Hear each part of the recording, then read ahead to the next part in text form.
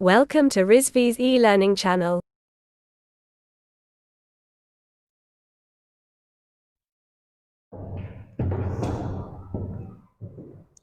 Hello students, I am Hasnanada from MB department and today we are going to discuss on enforcement of the constitution in India. Okay ये आपका constitution of India यानी KNC 501 का एक point है। इसके अंदर we will discuss preamble of Indian constitution, fundamental rights, fundamental duties and directive principles of state policy के बारे में डिस्कस करेंगे। So we will start about enforcement of the constitution in India. तो सबसे पहले हम जानेंगे कि enforcement of the constitution in India होता क्या है। Okay, so let me define that enforcement of the Constitution in India is primarily achieved through the combination of mechanisms designed to ensure that the principles and provisions of the Indian Constitution are adhered to. And here are some key aspects of the enforcement of the Indian Constitution and its silent features we will discuss. It means कि enforcement of the Constitution in India मुख्य रूप से Indian constitution के principles और provisions का पालन करना सुनिश्चित कराती है, ठीक, या फिर इसके पालन सुनिश्चित करने के लिए इसे डिज़ाइन किया गया है। ये इंडियन कॉन्स्टिट्यूशन के इन्फोर्समेंट के कुछ एस्पेक्ट हैं और we will discuss its silent feature. First is preamble of the Indian constitution. What's preamble of the Indian constitution? So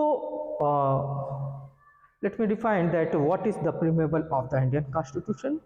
The preamble serves as the introductory statement and the guiding spirit of the Indian Constitution. It outlines the fundamental values and principles that the Constitution seeks to uphold. The preamble emphasizes justice, liberty, equality, and the fraternity as its core ideals.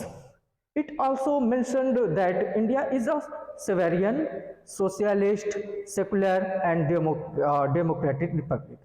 The preamble reflects the aspiration of the people and provides a moral compass for the functioning of the government and society. Okay. Preamble का मतलब होता है प्रस्तावना। Preamble means प्रस्तावना। Indian constitution के जो introductory statement और guideline spirit के रूप में प्रीमेबल ऑफ इंडियन कॉन्स्टिट्यूशन काम करती है। प्रीमेबल उन फंडामेंटल वैल्यूज और प्रिंसिपल को रेखांकित करता है, आउटलाइन दर्शाता है, जिन्हें कॉन्स्टिट्यूशन कायम रखना चाहती है, बनाए रखना चाहती है। ओके, सो प्रीमेबल अपने जो उसके मूल आदर्शों के रूप में जैसे न्याय है, स्वतंत्रता है, समानता है और बंधुत्व पर जोर देती है। प्रीमेबल इसमें यह भी उल्लेख किया गया है कि भारत, हमारा इंडिया एक सिविलियन, सोशलिस्ट, सेकुलर और डेमोक्रेटिक रिपब्लिक है। प्रीमेबल लोगों की एस्पिरेशन को दर्शाती है, ओके, और गवर्नमेंट और सोसाइटी के कामकाज के लिए एक नैतिक दिशा निर्देश प्रदान करती है, एक गाइडलाइन प्रदान करती है, एक फ्रेमवर्क प्रदान करती है। Okay, so the next point is fundamental rights. इसे आर्टिकल 12 to 35 में बताया गया है कि फंडामेंटल राइट्स क्या क्या है, कौन कौन से हैं। It's means that fundamental rights are a set of rights which guaranteed to all citizens of India, ensuring individual liberties and freedoms. These rights, including the right of equality, right to freedom of speech and expressions, right to life and personal liberty, right to religious freedom, and more. they are they are justifiable, meaning that citizens are approached to court if these rights are violated.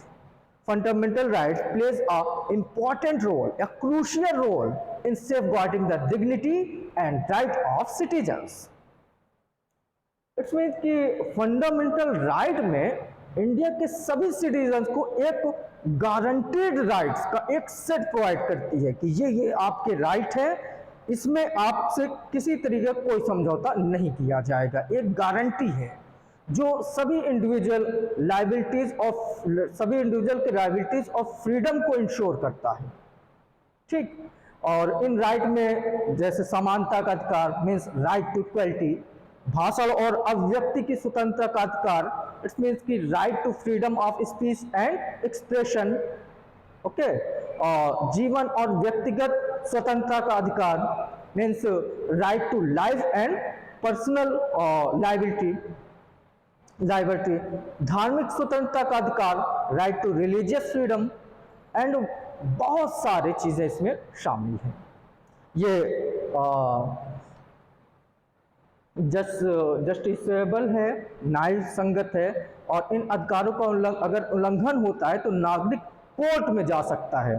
Fundamental rights citizens की dignity और rights की हिफाजत करते हैं। अगर fundamental right से आपको वंचित रखा जाता है, कोई रोकता है, तो आप डायरेक्ट कोर्ट में जा सकते हैं, परमिशन है। Alright, so the third point is fundamental duties. अब राइट है, हमें सुविधा तो मिल रही है, तो हमारी कुछ ड्यूटीज भी बनती है, that is fundamental duties. Fundamental duties are added to one Indian Constitution through the 42nd Amendment in 1976. They are a set of moral and civic duties that citizens are expected to follow. While not legally enforcement through the court, they are means to promote a sense of responsibility and respect of the Constitution and nation to, that these duties include respecting the national flag and national anthem, upholding the sovereignty and integrity of India and promoting harmony, हमारी जो सद्भावना है। अब right है, हमें अधिकार तो दिए गए, तो हमसे कुछ उम्मीदें भी तो बनती है, तो दैट इज फंडामेंटल। 1976 में 42वें संशोधन के माध्यम से फंडामेंटल राइट्स को इंडियन कॉन्स्टिट्यूशन में जोड़ा गया था, और ये मोरल और सिविक ड्यूटीज का एक सेट है, एक समूह है, और जिसका नागरिकों से, सिविलियन से पालन करने की अपेक्षा की जाती कि वो इसका पालन करेंगे। हालांकि अदालत में कोर्ट के माध्यम से कानूनी रूप से इसे लागू नहीं किया जा सकता है, फिर भी एक उम्मीद होती है, इसका एक उद्देश्य संविधान, कॉन्स्टिट्यूशन और राष्ट्र के प्रति जिम्मेदारी और सम्मान की भावना को बढ़ावा देना है। इन ड्यूटीज में हमारा नेशनल फ्लैग है और नेशनल एंथम को रिस्पेक्ट करना, उनकी इज्जत करना, भारत की संप्रभुता और सद्भावना को बनाए रखना, ये सभी चीज़ें हमारी फंडामेंटल ड्यूटीज में शामिल है। The last point is directive principles of state policy, that is known as DPSP। So as you know that the directive principles of state policy are guidelines. What? Guidelines for the government in making laws and policies. They are not justiciable. They are not justiciable, but they provide the framework for achieving social and economic justice in India. These DPSPs including principles related to welfare of the people, equitable distribution of resources, protection of the environment, and promotion of education and cultural interests. They act as a roadmap for the government to work toward the ideal society envisioned in the preamble. So the DPSP laws और principle बनाने में government के लिए एक guideline की तरह काम करती है, एक गाइडलाइन है। वे दे आर नॉट जस्टिसेबल, लेकिन ये इंडिया में सामाजिक और आर्थिक न्याय, इट मीन सोशल और एंड इकोनॉमिक जस्टिस को अचीव करने के लिए एक फ्रेमवर्क प्रोवाइड करता है। ओके, कौन? डीपीएसपीएस। सो डीपीएसपीएस में welfare of people, equitable distribution of resources, protection of environment and promotion of educational and cultural interest देने जैसे संबंधित बहुत सारे प्रिंसिपल इसमें शामिल हैं, इंक्लूड हैं।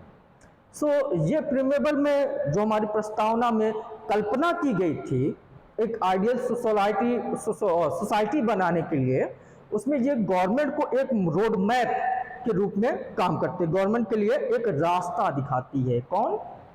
डीपीएसपी।